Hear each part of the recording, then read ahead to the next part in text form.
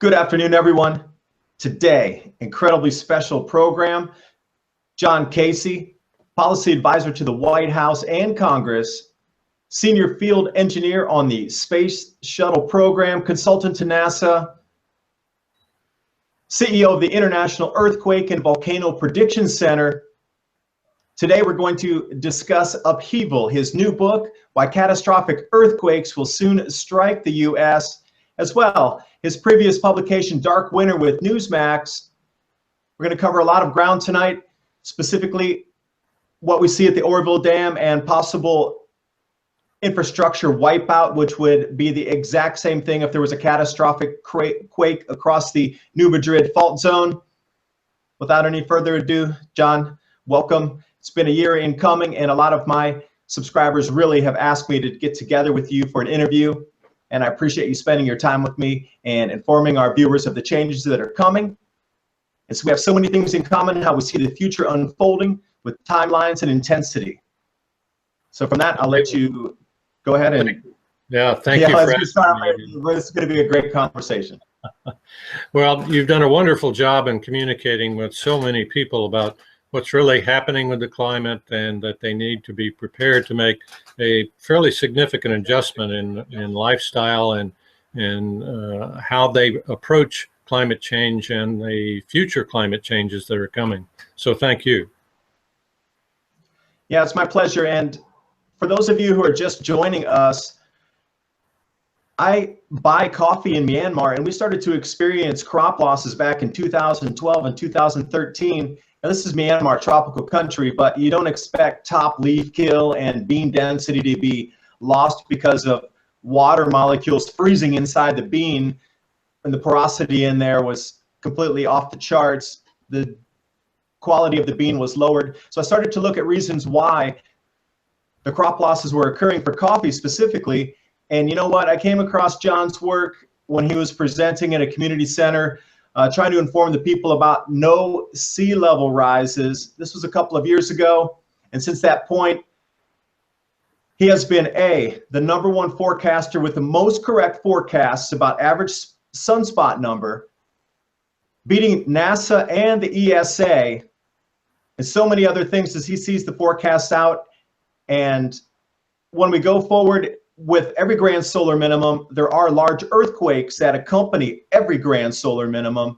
And this is the new premise of the book, what we can expect in the United States, where we can expect it, and what kind of infrastructure damage is going to occur. Now, what happens with our lives just in the crop losses associated with globally this mini ice age coming is an entirely different point. But John, could you please explain a little bit about your book? And in depth there was such a deep look at Cascadia, South Carolina, the New Madrid Fault, California. I'll be glad to. Let me preface that by referring back to the original book, Dark Winter, originally Cold Sun and then revised and updated as Dark Winter. In Dark Winter, we showed how there was a strong correlation between especially the cold phases of the sun, the cold climates produced by the sun, and our worst earthquakes and volcanoes. As a result of the research done to support the publication of Dark Winter, I later got together with a group of eminent geologists and seismologists around the world, and we produced a book. It took all of 2016, but this international team of scientists came up with the new book, which is Upheaval. Now, Upheaval was published mid-December of 2016. Is only now people becoming aware of it. So it's very important, and I do appreciate you bringing this out further. What we did in Upheaval was show that not only is there a strong correlation, but a very strong correlation between the solar minimums, or solar hibernations as I call them, and our worst earthquakes. As a result, going into significant detail and in-depth research, this team of scientists has shown fundamentally that we have just entered the most dangerous geophysical disaster period since our country's founding.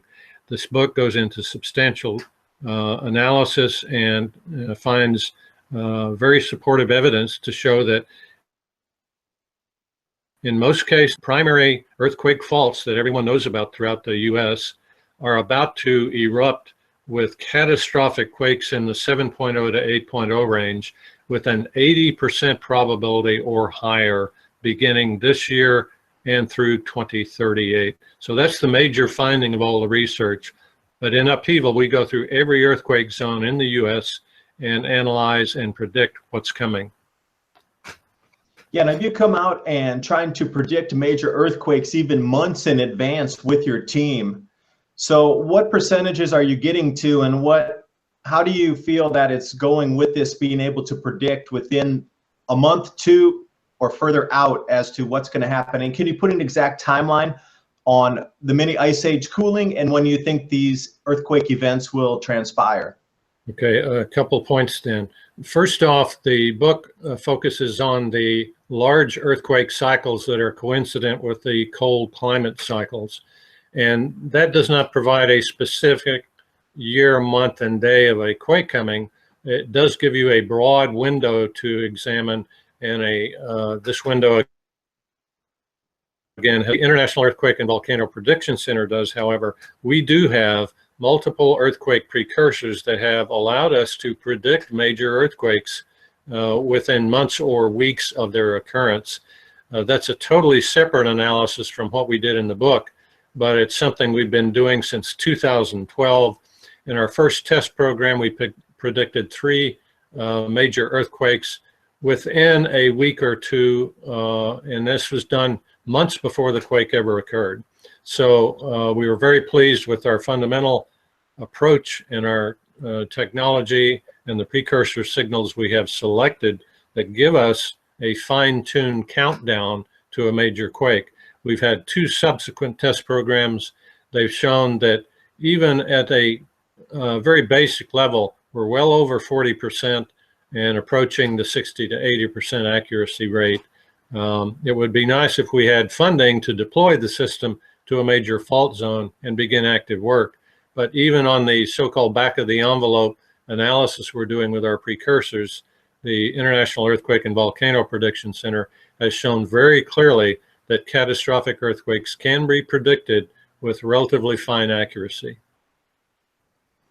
Yeah, then when we take that into the parallels of what's happening with the Oroville Dam in California, if that is to overtop on the emergency spillway and run away at 5,800,000 cubic feet per second, the amount of infrastructure that will be damaged would be everything from gas pipelines to major highways, roads, electrical infrastructure, food deliveries, and the entire gamut of existence as we know it would be gone. You go into that in your book and you talk about the disruptions of our society and our lives within those states, specifically Missouri, Tennessee, Arkansas, etc., right up that New Madrid fault zone.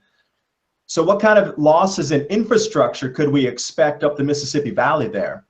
Well, certainly the book Upheaval focuses on what we think is our biggest national earthquake threat, which is another rupture of the New Madrid fault zone, which is just, I guess most people could relate to it if I say it's between St. Louis and Memphis.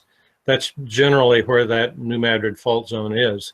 But even according to the government's estimates, if we have another repeat of the 1811-1812 series of catastrophic quakes, we're looking at between $300 and $600 billion in property damage. And of course, you're talking about the loss of tens of thousands of American lives. Furthermore, our opinion is that this is just only part of the damage that would come from another New Madrid rupture. What we found out in our analysis was that most of the volume of fuel and gas that goes from the Gulf states to feed the homes and businesses and power stations in the Northeast states go right through large pipelines that are in the middle of the New Madrid fault. According to government estimates, we're looking at 425,000 breaks in those pipelines. It would take months or years to repair them, during which the Northeast would be starved for fuel.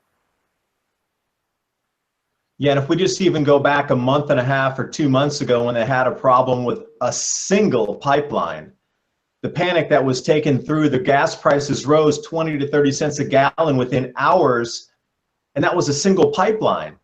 Now, what will happen if the entire distribution system is ruptured or has difficulty delivering? Well, what will that do with prices? It'll create a black market. There'll be price gouging, and if you can get it, and then what are you prepared if it does not have click and go to ignite to cook your food? Do you have a backup plan? And also, do you have any suggestion for people to get ready for this in terms of backup plans and preparations? Excellent point. In fact, based on the speaking engagements I had around the country in dark winter, I found out that most people were very receptive to basic scientific facts of the new cold climate coming, and likewise on the earthquake predictions. So what we've done intentionally in Upheaval is put in a large amount of how to prepare sections in the book. The entire back section's dedicated to it, and it shows that there are in fact a number of things people can do other than just getting up and moving out of the earthquake zone altogether. But for the vast majority of people, they will be staying in the earthquake zones, and we give very specific steps on how to prepare, both for individuals and families, for businesses, and for government entities. Yeah, because you have to understand those people on the move are going to be carrying so many valuables with them. They will be instant targets for banditry across the roads. And when I say banditry, I literally mean going back to the 1600s when they robbed grain shipments because of the cold and the lack of production of food. This is going to be no different, but you're going to be carrying whatever it is, firearms, gold, cash, jewelry. They're going to be after you as wolves are hunting in packs. Now, one thing with that, let's talk about food distribution. Not only will the food distribution network be disrupted, but how will that also disrupt crop production in those areas? And how will that have a knock-on effect to prices going down as delivery systems are cut and actual supply of foods that we eat? Now, the Midwest produces a lot of different foods that we consume daily. So the cold is going to affect this. And the earthquakes would also affect this. So how do you see it going forward with either the cold or the earthquakes in this food production itself? Well, very good point, David. What we're going to send in Upheaval is the fact that we're going to have to face all of those pretty much at the same time. There's no escaping it. And furthermore, we're not just going to see the big one hit LA and have Southern California in disarray for a long period of time. But our analysis shows that during these almost 200-year earthquake cycles, we have a wave of catastrophic earthquakes that hit the US. So we're going to be dealing in a very short period of time with multiple catastrophic quakes on top of these cold cycles.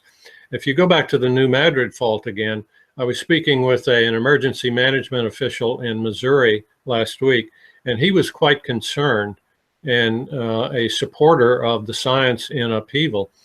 He said, you know, one of the things that most Americans are not aware of is that much of the grain and the fuel that goes from the west to the eastern US goes right through the New Madrid fault.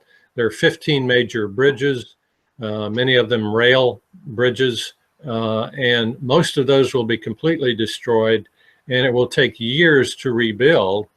If in fact we have a repeat of the 1811-1812 series of catastrophic quakes, what we learned from that was that you just can't go back in and start building again, because within a few months another catastrophic quake is going to tear down what you built. So it's going to be a very difficult situation. I'm hoping that we have no more than the last quake, a little less than 7.0, a single quake that struck around 1895. And if that happens, then we'll be doing good. But still, that's going to cause a great deal of damage by itself.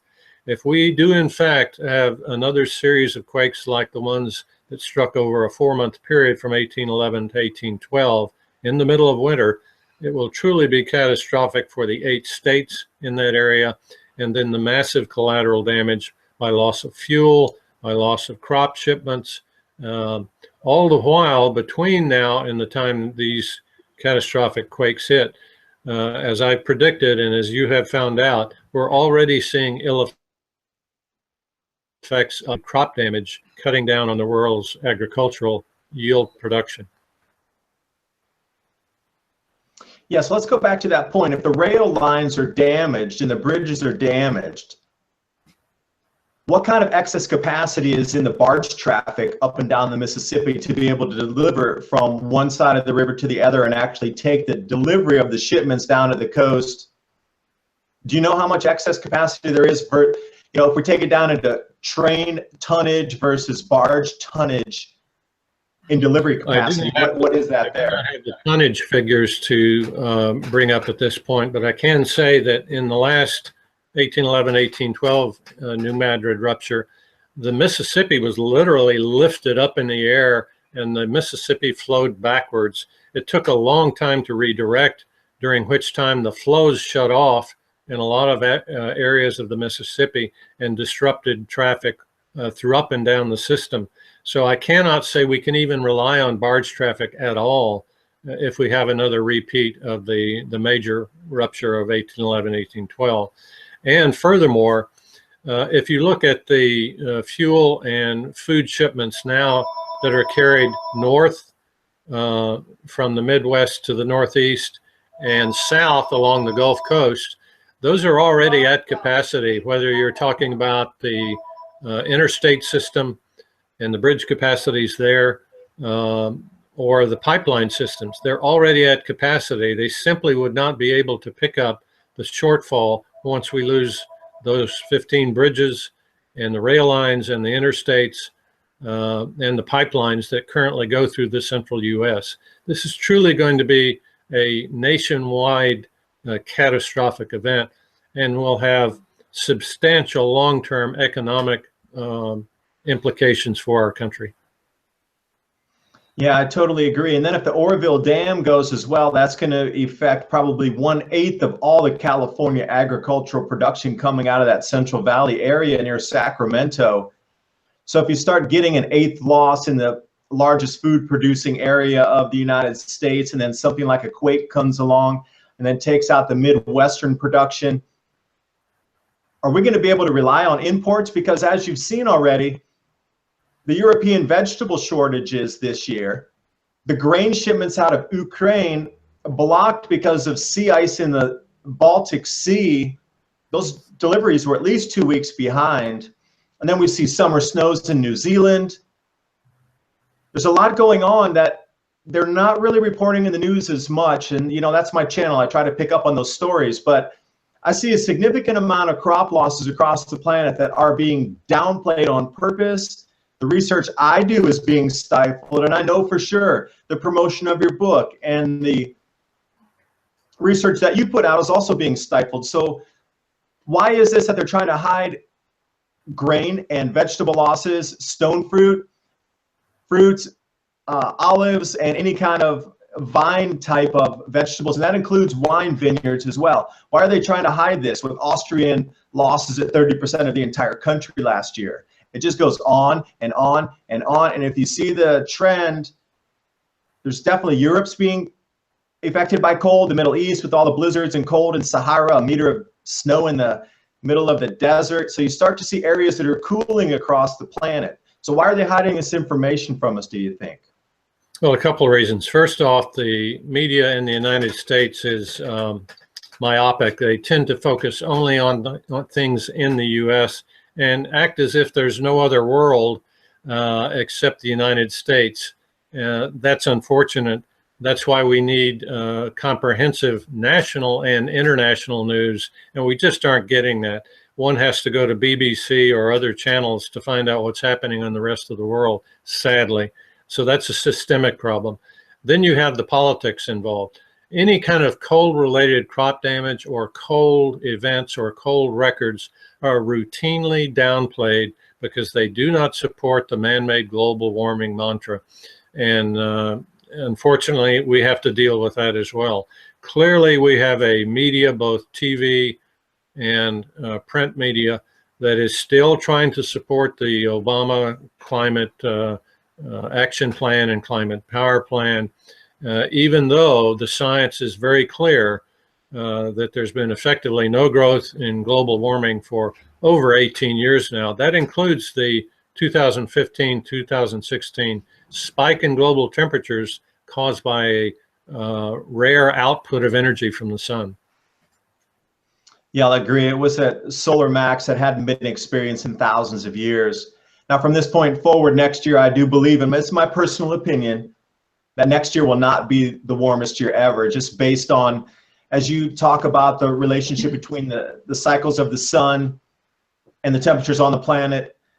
There's just so much going on right now. And if I might add in one last point, the amount of fireballs coming through the atmosphere, how do you see this relating to the decreased output of the sun? The amount of meteors coming through, fireballs people are reporting, ground impacts, tremors that are caused by upper level explosions. That's just off the charts. It's literally 3 times more than last year. So how do you see this correlating in with the slowdown in the sun output?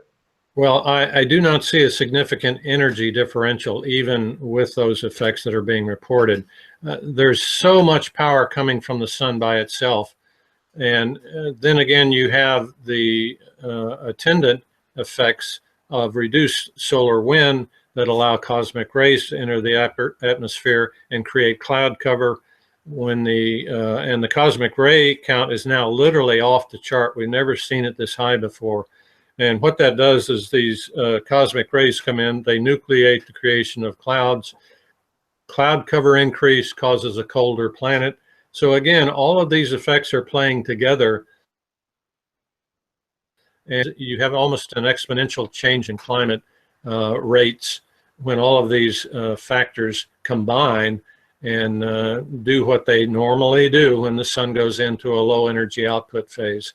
So that's also related again to the Earth's crust and how it cools and reacts and possibly flexes more as it contracts during these cold climate phases.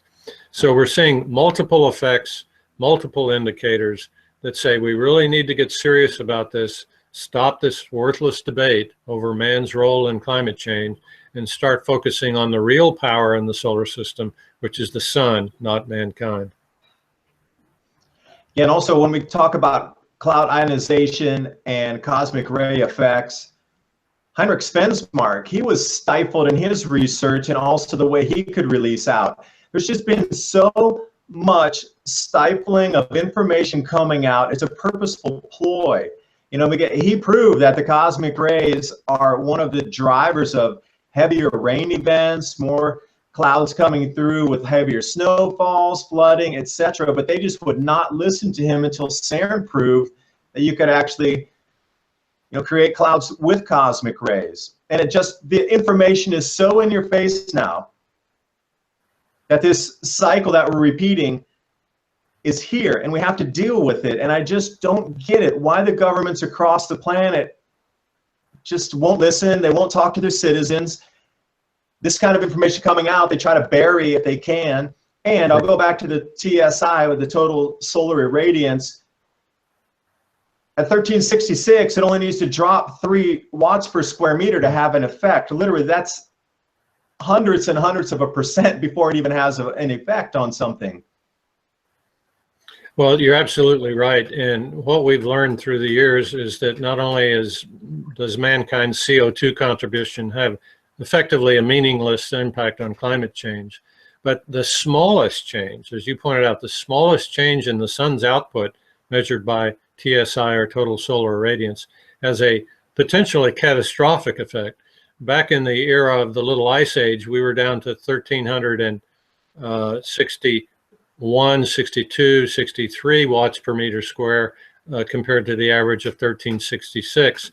So yes, even a drop of only 3 watts per meter square on 1,366 can make the difference between the modern warm period we just passed through and a little ice age. Very, very important for everyone to understand. The sun is so overwhelmingly powerful that it dwarfs anything mankind can even conceive of at this point. Yeah, that's true. Now, when we talk about cycles of the sun, I wanted to go into your relational cycle, the RC theory, and also the 206-year cycle that you talked about in dark winter. I know it's a little bit different from upheaval, but a lot of people have asked me to ask you specifically this question going on the 206-year predictional cycle and the intensity of it this time. In your own opinion, Are we going to repeat something from the Maunder Minimum, or are we going to go back to something in the Little Antique Ice Age in the 525 era? A little bit deeper cooling back then. Yes, indeed. The Little Ice Age actually began in 1350, ended around 1830. It included three major minimums. Most recognized, of course, the Little Ice Age period from 1615 to 1745 was called the Maunder Minimum. And then the Dalton Minimum later from centered around the year 1810, 1815. Those two minimums were marked colder periods on the planet. The Maunder Minimum, devastating cold, widespread crop losses routinely every year throughout Europe, massive famines and deaths and warfare, all tied to the lack of people's ability to raise crops and to sustain themselves. There are two schools of thought to answer your question. The Russian talk about the fact that they believe a new Little Ice Age or another Maunder Minimum is coming, beginning no later than 2040 and lasting for potentially 100 years. I'm not on board with that yet, but I do predict that we're heading into another Dalton Minimum class solar hibernation, similar to the last one, 1745 to 1830 period. And if you look at that, you're talking about substantial crop damage worldwide, and you're looking at many collateral ill effects, again, combined with the fact that we're going to have these catastrophic earthquakes and volcanic eruptions at the same time. Yeah, and that Dalton Minimum was only 1 to 1.5 C drop. So that much effect on such a minimal drop. You know, in today's combined world, everything revolves on easy credit. So how is that going to affect the delivery and actual ability for people to forward buy out or actually take delivery of substance A to sell into market? It's just when we go into this, will there be easy credit available when it comes into it? Because with food prices rising into the 5, 10, 20 times range, people are going to need to spend all their money on food. It's not like the 2008 and 2009 crisis in the economy where your gasoline went up to $6 a gallon, so you decided to take public transportation to survive. This revolves around food. You cannot stop eating. So it's going to come to a point when push is going to come to shove when these food prices get too expensive. And will there be credit available to buy, like we do now, a container out on pay on 30, 60, 90-day notes? Or is it going to be a cash-only basis? But this is definitely going to have a drastic effect on availability of foods and prices. That's correct. Let me correct myself. Dalton Minimum was 1793 to 1830, according to sunspot measurements. But yes, you're absolutely right. We're going to see a sea change in how we live and certainly how we eat. And if we have another repeat of the New Madrid 1811, 1812, you're talking about $6 a gallon. I'm talking about no gas at all at any price once these pipelines rupture for many citizens in the northeastern states. No power, no gas, no heating, possibly in the dead of winter, as the 1811, 1812 event was. And so there's a huge ripple effect, not just here in the US, but globally, because globalization has been the name of the game from an economic standpoint. You know this better than anyone. We get products from the other side of the planet. And what happens if not only the shortage of crops hits because of cold climate damage, but then the cost of fuel dramatically spike? That also drives the ultimate retail cost of products that we take for granted now at a low price. We're going to have to adjust to massive increases in food prices, and probably in the near future. Yeah, so when you're talking about loss of infrastructure across the Mississippi region there, if the bridges go down, what's the alternative for transportation? Say, let's say downward in Louisiana, and we want to deliver something over into the West Coast, or vice versa. What are the transportation routes available at that point? All you have is Interstate 10 along the lower coast of the U.S., the Gulf states, from Jacksonville, Florida, into the San Diego, LA area, you only have Interstate 10. That's it. You get a lot of side roads and so forth that used to be the primary routes. But that interstate is clogged routinely now. And I can only imagine nationwide backups on interstates, both north and south of the New Madrid Fault, which will no longer have interstates functioning. Not just the bridges going out, but the interstates will be lifted up and thrown apart near the center of this quake zone if we have another repeat of the 1811 event. We're talking about years to repair the kind of damage that the 1811 event produced.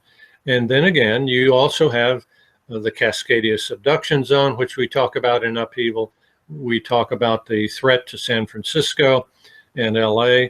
It was shocking to us to find out that in both of those major cities, they have 70-story buildings that they have built right on top of these fault zones, knowing that it was just simply a matter of time before another 7.0 or 8.0 quake struck right where these buildings are. So it's indicative of how people can brush aside the worst possible catastrophes and protect them. But that's what's been going on in California for years. So talking about the destruction of interstate highways, byways, and bridges, how much further off the Mississippi River would we have to go, either east or west? Would we have to be going about 200 miles from that until we find intact roads? And what's your analysis of the destruction zone, and how many miles east or west would we have to go to get a transportation network up and running?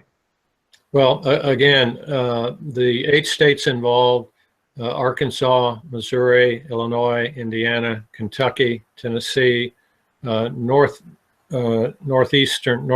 Georgia, northern Alabama, Mississippi, parts of northern Louisiana. So 8 to 10 states are directly involved. 8 are core states that will be heavily damaged.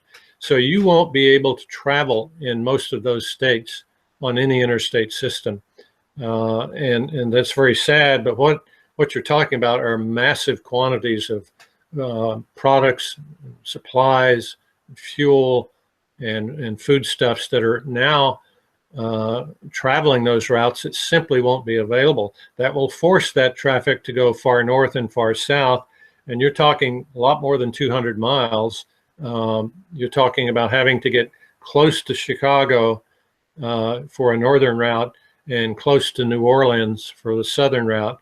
And even I-10, the road, the primary interstate east to west that goes just north of New Orleans, again, it's already so heavily traveled that a single accident can back up traffic for 10 or 20 miles. You simply won't be able to divert the traffic that's now going through the New Madrid Fault, either toward the Chicago area or the New Orleans area, without creating massive nationwide interstate traffic jams. So it's not going to be an easy period. So even if you do get crops loaded into trucks that are now on the interstate, much longer to get where they're going with nationwide interstate backups in place. Yeah, and that comes back to a lot of the videos I talk about. You need to reach out to your community and know the people around you. So if something like this does happen, that you have a support network. There's no surviving this on your own. And right. I get people coming saying, well, I'm going to run off into the woods and survive. You know, during the 1930s Great Depression, everything was hunted out at that point. Right. And it just comes down to, you need a community to survive, not only mentally. You can't live in the woods for 50 years by yourself. You will go insane. But you really need a group of people around you that you trust, you know, and then I really think that this is going to spur some kind of transition in the way we think. We're entering into a new paradigm anyway with the grand solar minimum approaching, just the way we're going to have to adjust our lifestyles slowly over this. You know, it's going to take 3, 4, 5 years. I believe the first wake-up call for the world is next year or in 2019 with the crop losses. But a giant catastrophic quake, that's an instant wake up. I hope everybody has at least some preparations in place. You know, you got a slow wake up call coming for the grand solar minimum, but you got an instant wake up with this huge tectonic event. And unfortunately, you're right. Dr. Choi, one of the co-authors of the book with me, who's in Australia, he's also the director of research for the International Earthquake and Volcano Prediction Center. We've discussed many times what it would take for people to finally wake up. And we focused on those two things: catastrophic crop loss here in the US due to cold, and one of these catastrophic quakes wiping out much of California's infrastructure, or the central US, or Alaska, or South Carolina, or Puerto Rico, as we talk about in our book. That's the nature of humanity, and especially during this age where we have heavily biased, misleading media in place, in cooperation with a heavily biased, misleading government, as we had during the Obama administration. Regrettably, what could have been one of the greatest presidencies ever fell upon a strategy of deceiving the people as to what was really happening in order to achieve political objectives. There's no question that the sun is the primary driver of climate change, yet somehow the Obama administration and others at the UN and throughout Europe and China have been pushing this greenhouse gas theory, which we know very well has routinely failed to produce reliable results in climate prediction. Whereas, on the other hand, solar-driven climate models like our RC theory have been eminently accurate for years. Yet we still see the government, and the current government, which is just getting started under President Trump, has a lot of house cleaning to do to get rid of those scientists and organizations that rely on models that are anywhere from 200 to 600% in error. That's incredible, but that's what's happening in our government. And we need to get back to solar-driven models, which have been shown to be well over 80% accurate in predicting climate variation. So another sea change is going to be called for in our government and how it acts and reacts to the real facts behind what's causing climate change and the ill effects that are coming with this new cold climate. Yeah, I'll agree with that. The agenda has been pushed forward.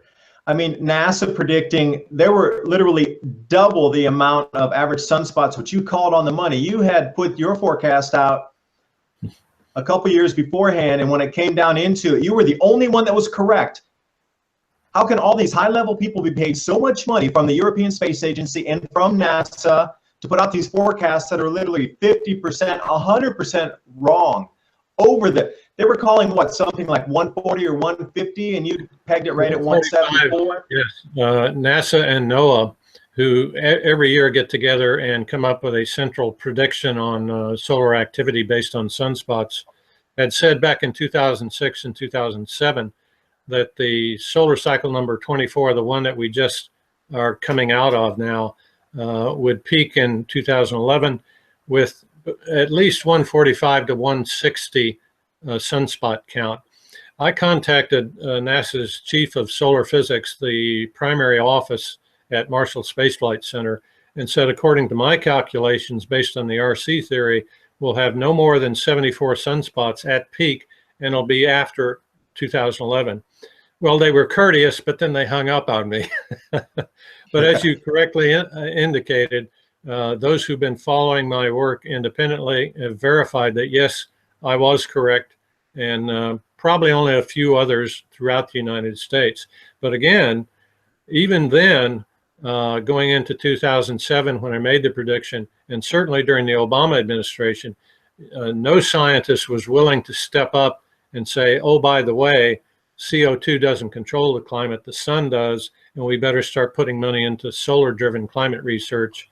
And yes, even though I was correct in predicting the solar energy output for solar cycle 24, when NASA and NOAA missed it by over 100%, that is not me. It's merely the fact that when you follow the sun, the primary driver of climate change, you're going to have a more predictable future ahead.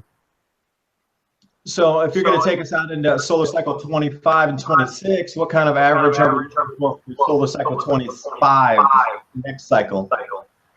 Well, we're certainly looking at least 2 cycles over the next 22 to 33 years. that are on average 50 sunspots at peak. That is at least a Dalton minimum class solar hibernation, or our Russian colleagues and others in Europe are saying we're going to zero or near zero sunspots over these next 2 solar cycles. And if that's the case, then we'll have a little ice age, and the global effects will truly be catastrophic, with massive routine crop losses every year. It's because of these 2 theories. Either one is bad. The Russian model is catastrophically bad, but even the Dalton minimum class of solar hibernation for the next minimum will truly be a difficult time. By the way, that new minimum also has a name like Maunder or Dalton. The new minimum is called the Eddy Minimum, EDDY, named after a prominent, very good solar physicist by the name of Dr. Jack Eddy. I had also recommended that the next minimum be given his name, and the solar physics community was pretty much on board with it anyway. But the Eddy minimum that's showing the same kinds of effects that we experienced and predicted for a Dalton class minimum. So within the next first 3 years after the solar cycle 25 begins, we're talking 2020 to 2023. Within that period, we will know for sure whether it's going to be a Dalton class minimum or a Maunder class minimum. So we're talking about only a few years from now, knowing with great certainty how cold it's going to be and how massive the crop damage will be. But it's not good news either way. The good news is that people like me exist in every country, and they're trying to convince their people and their government, and people like you who use the internet to communicate the truth about the climate, to get prepared. The more people we have speaking out, and the more David Dubines we have on the web telling people to get prepared, the better off we'll be. I'd rather have a prepared people going into a dangerous climate period than an unprepared people going into that same dangerous period.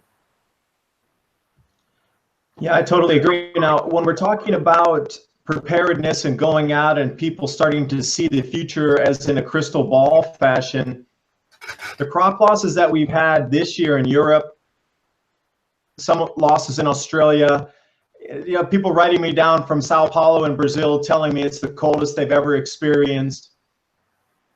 When we're going forward, are we going to be looking at exponential losses? You know, will Europe be engulfed next year more than it is now? Will it taper off? Or how do you see the different areas of the planet? If we look back at temperature reconstructions, and I noticed in the book you were talking about beryllium-10, oxygen-18, carbon-14 is getting reconstructions for temperature. How do we see it playing out in different regions of the world? Is it just going to be a straight repeat of what we saw in the 1600s or the 1800s? Or is it going to be something new that's going to be a little bit different than past patterns that we've seen? In your own opinion. Well, it's a coin toss between a Dalton or Maunder class right now, but using my current theory, RC theory and calculations shows that a Dalton class will be what the Eddy minimum will produce. That means we should be prepared for routine crop losses of 30% or greater, almost on an annual basis.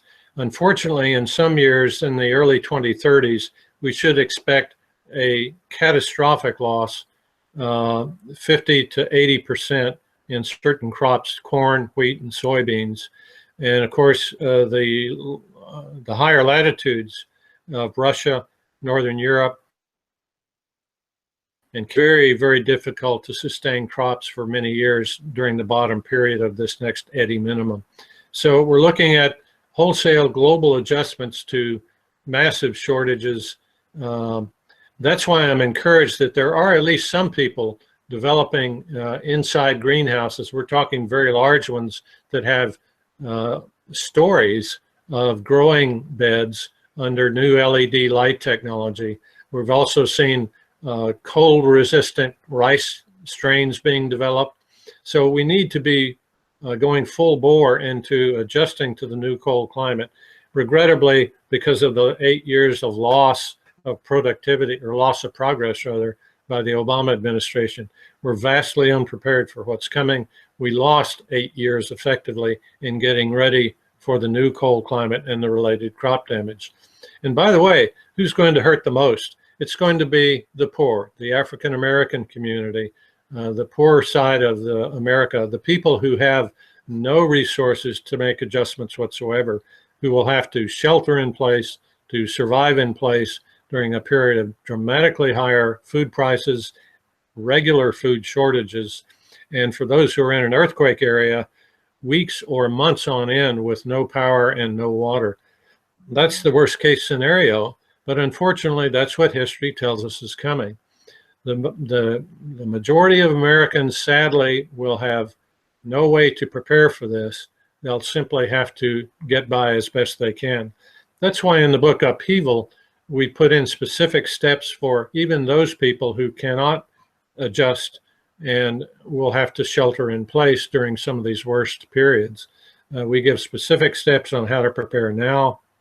For example, I'm recommending every car or truck that you drive, you've got to have at least a 72-hour food and water supply in a kit in your trunk. I mean, if you're living on the San Andreas Fault and you don't have that, you're putting your life at risk. If one of these 7.0 or 8.0 quakes knocks out San Francisco or LA again, you could be facing months without water or power because all the underground power and water lines are going to be fractured. And it's going to take weeks and months to repair them. And this is not just me alone that's talking about the threat of a catastrophic San Andreas fault. Dr. Thomas Jordan, one of the most respected geologists in America and director of the Southern California Earthquake Prediction Center, has said that the San Andreas is locked, loaded, and ready to roll, in his words. He's talking about an 8.0. And that will totally devastate the LA basin. Millions of people in LA and San Diego are going to be affected.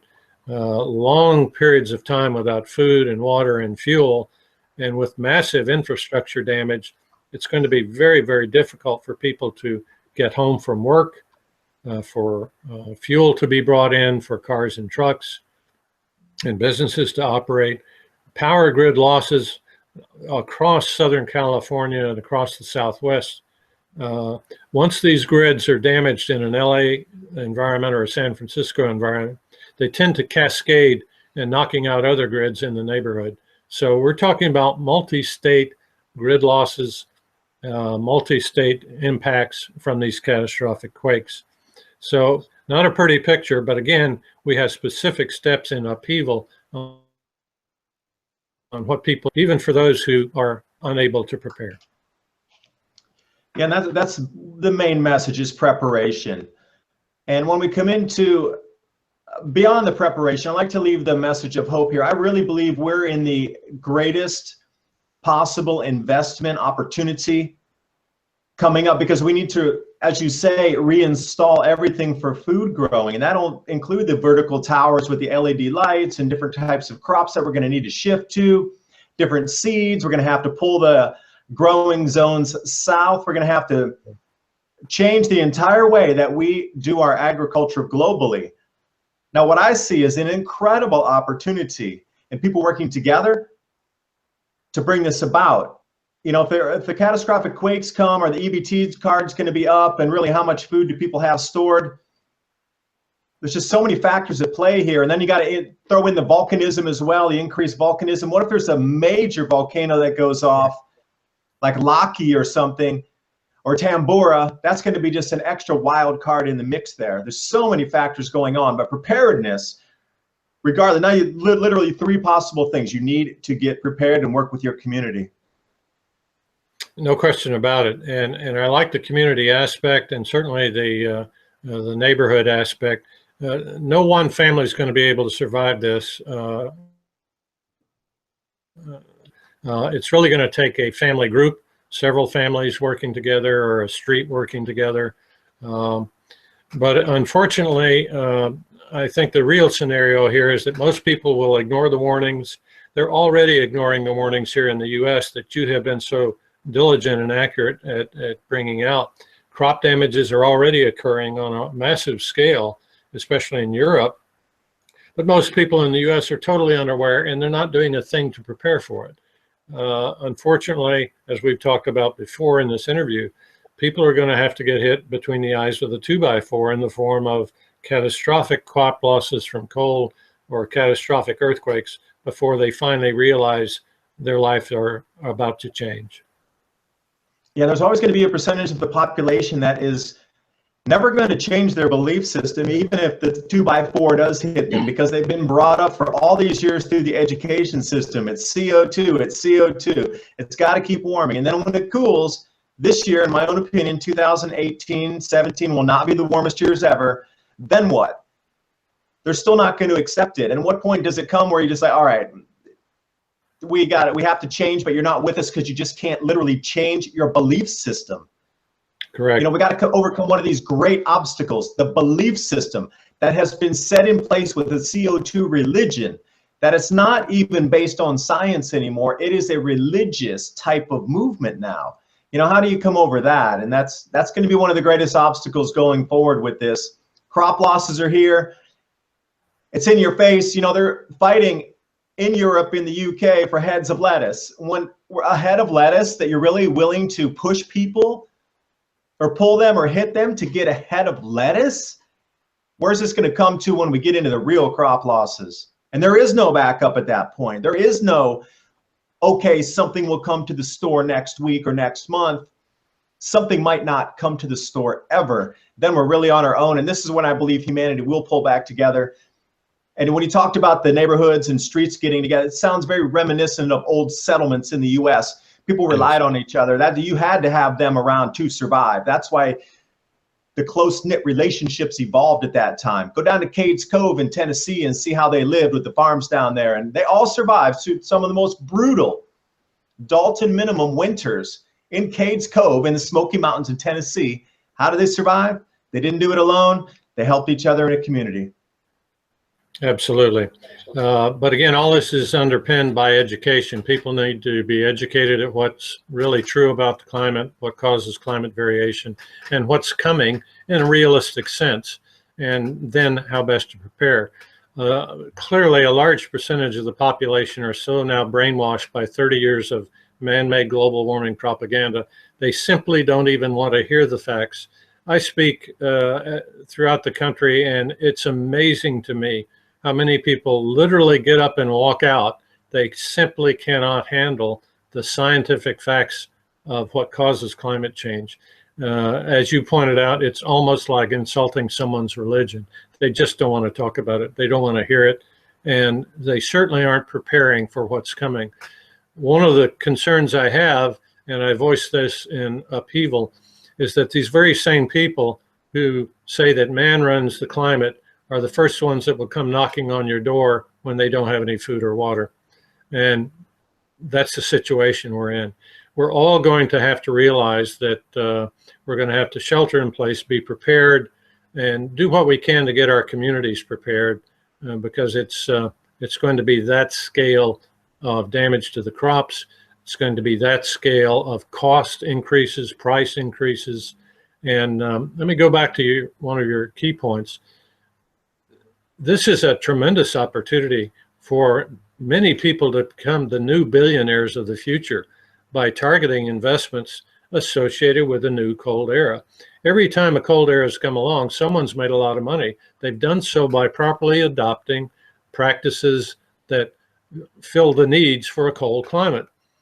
You know, if you're in the business of building or making winter clothing, you're probably going to do very well over the next 30 years. But if you're in the business of making swimsuits, probably not. Or water skis, probably not. But if you're in the business of snow ski manufacture, you're probably going to do well. This is tongue-in-cheek, of course, but this is the kind of adaptation we need to do nationwide and globally.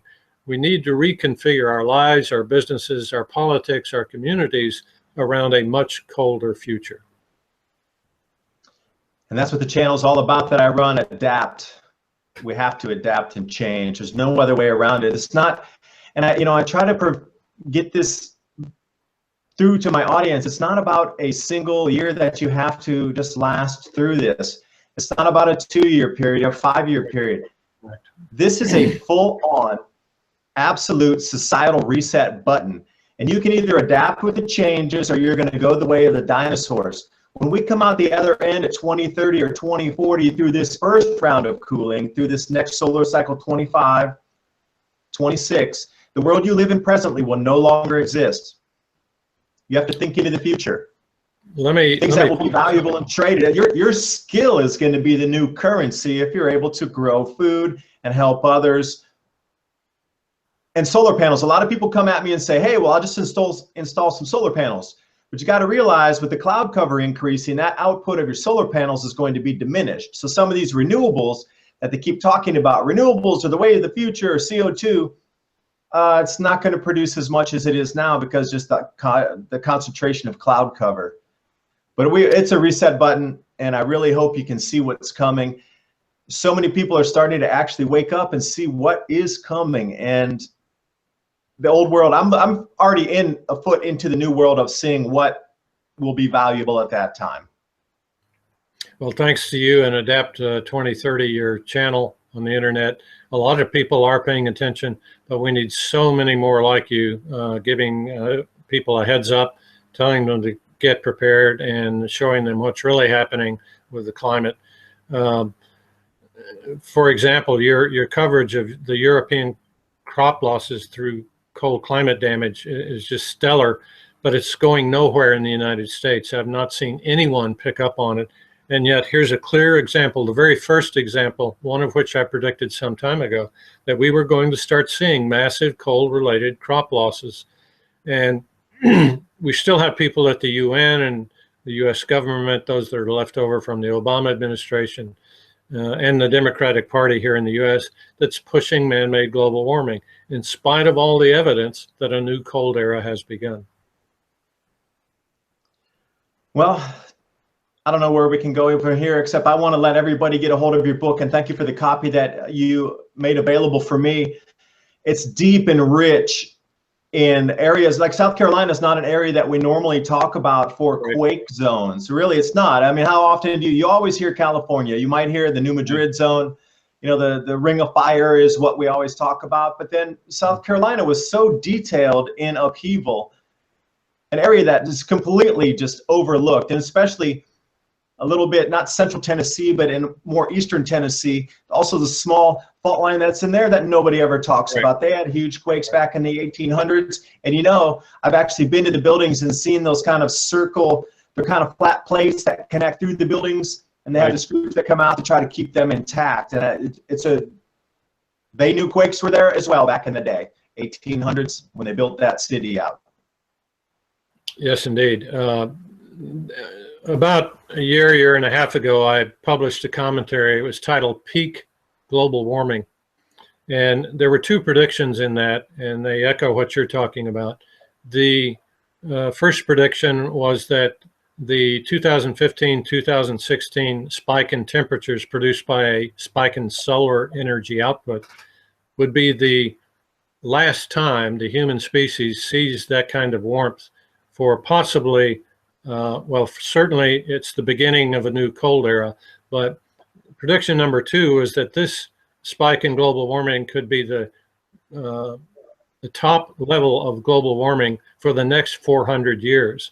Even when we come out of the Eddy Minimum in the 2040s, we won't be nearly as warm as we have fortunately been in the last 20 years, when we've seen global bumper crop yields across the board.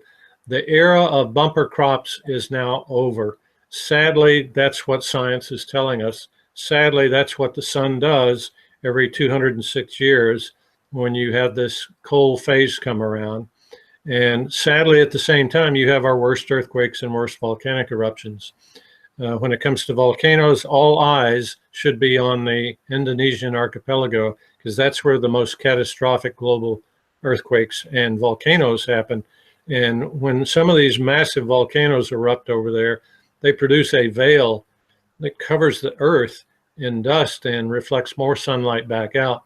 That's why in 1816, we had the year without a summer, when we actually had snow and freezing temperatures in the middle of August here in the United States, where thousands of Americans froze to death and starved to death. we should be prepared for that kind of a climate era in our future. Yeah, and for people who don't know about ag trading, a simple 3% loss will skyrocket the price 60%.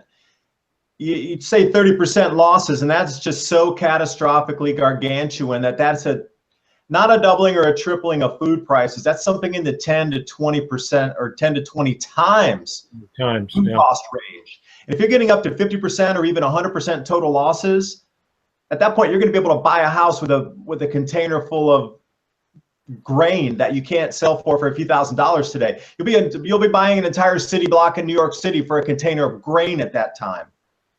And it comes back into some of the ancient legends and some of the stories that we hear where we must be prepared for incredible price increases, commodity prices in the food area associated with what's coming. No question about it.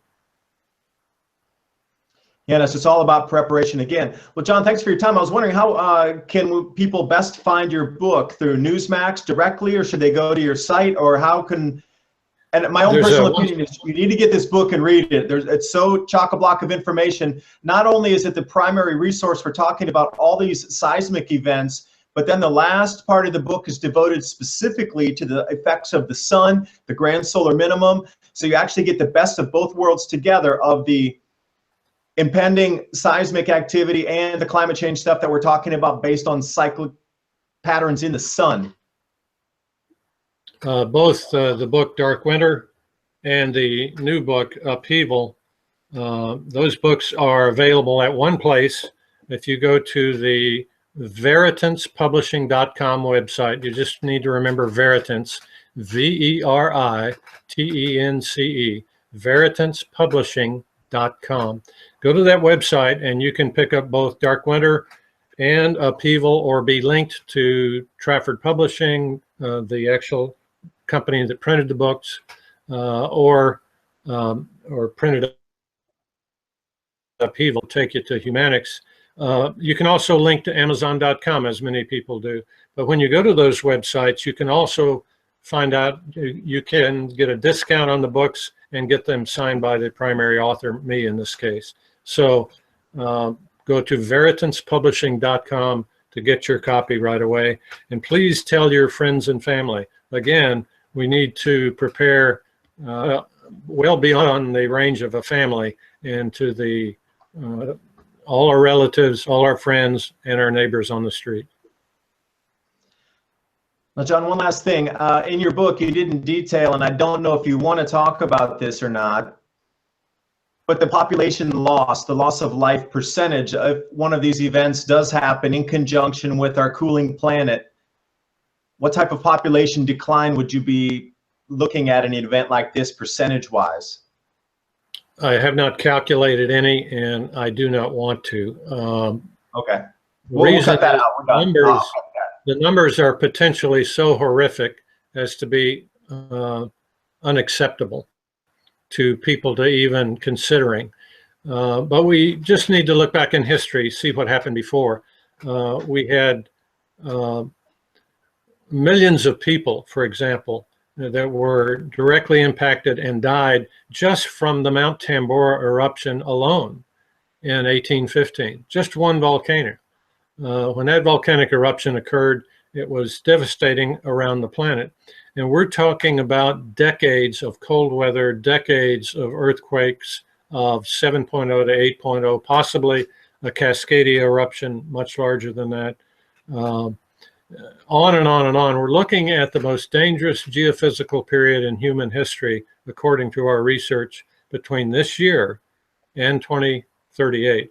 So I'm not aware of anyone that's actually gone in and analyzed the potential impact, but needless to say, more Americans will die in the next 10 to 15 years than ever before in our country's history, not by mankind, but by natural forces.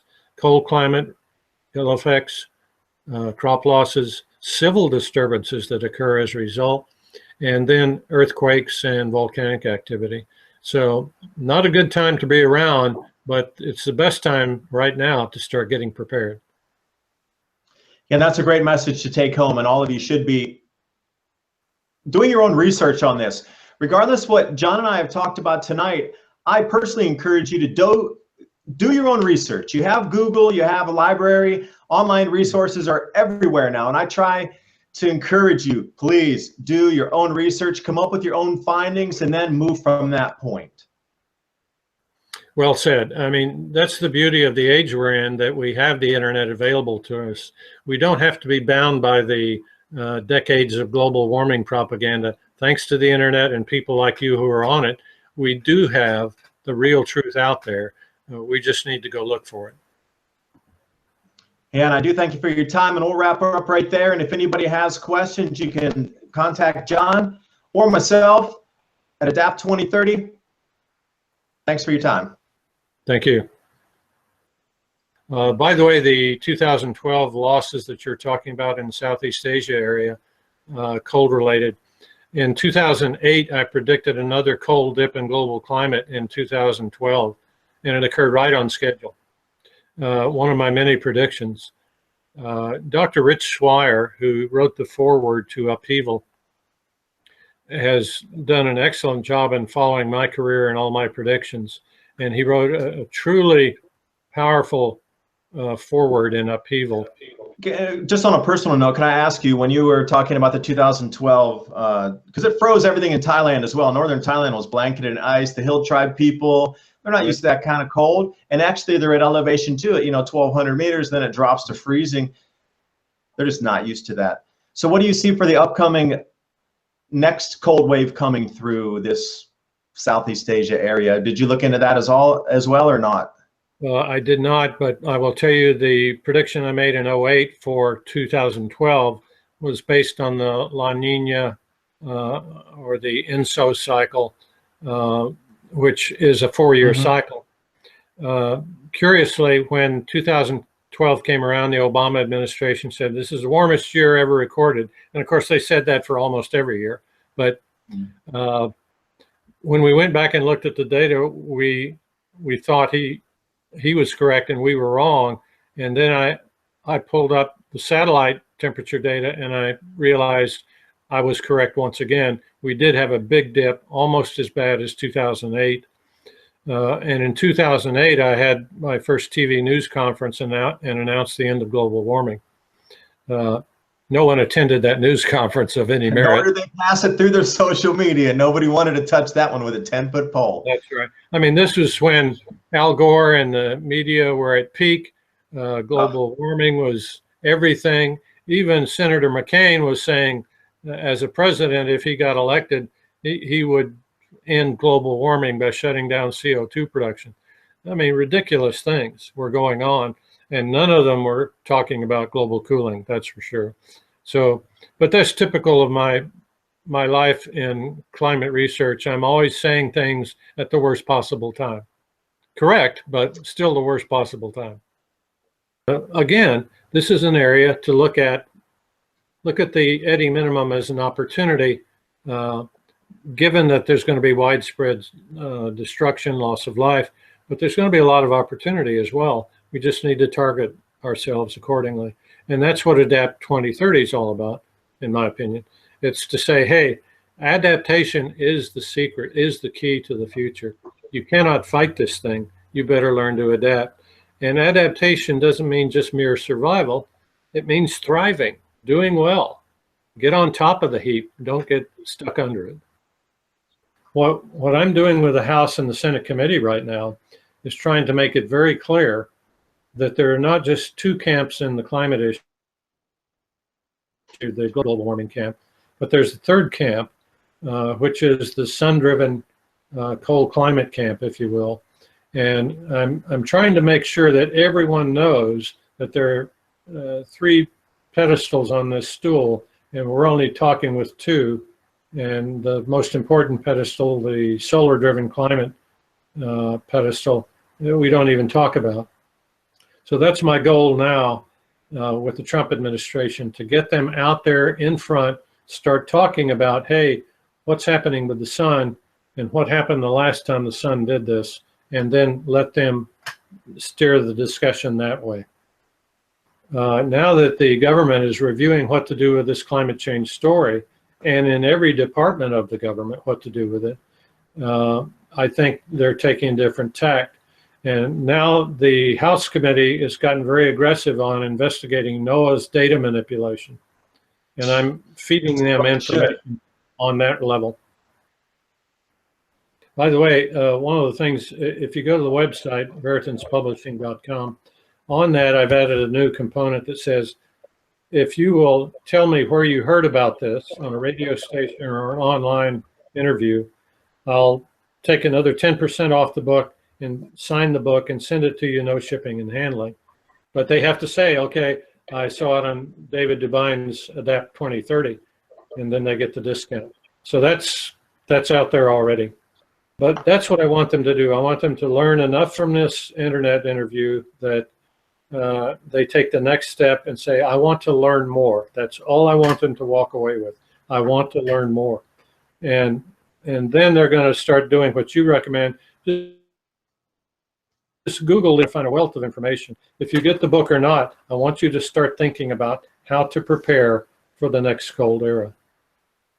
The new cold era can be a new gold era for those who adapt and adjust and target their investments. I believe, for example, there are billionaires to be made in just the mass production of long shelf life food storage. The next billionaires could easily come out of just that one field alone. If we now start seeing investments in cold climate technology, crop growing technology for the cold climate, that'll change a lot of people's attitudes. So what we need, what I'd like to see, is one superstar in each of these areas: a superstar in Wall Street, a superstar in Washington, a superstar in agriculture. All I can do at this point is keep talking, keep working with people like you, and just get the message out. Well done, sir. Thanks again. Finally, thank you. I'm so glad we had a chance. I'm grateful and thankful for this. Okay. Take care. Bye-bye. Bye.